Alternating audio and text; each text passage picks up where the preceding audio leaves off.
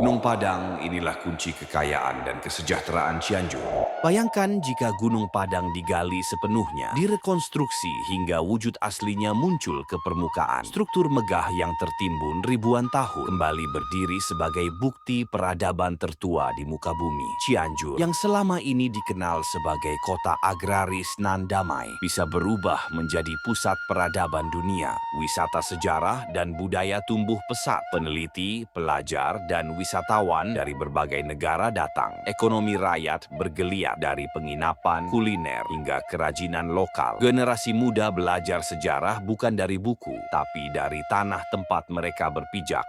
Gunung Padang bukan sekadar situs, ia adalah kunci jati diri. Dan ketika dunia menyadari nilainya, Cianjur berdiri di panggung sejarah global. Bangga jadi orang Cianjur bukan lagi tentang tradisi semata, tapi juga tentang menjaga warisan manusia. Gunung Padang adalah masa lalu yang akan membentuk masa depan, dan Cianjur adalah gerbangnya. Di saat daerah lain bingung tentang jati diri pembangunannya, Cianjur punya Gunung Padang yang diyakini akan mengangkat harkat dan martabat warga Cianjur, Jawa Barat, dan Indonesia di mata dunia. Saya warga Cianjur, saya cinta Gunung Padang.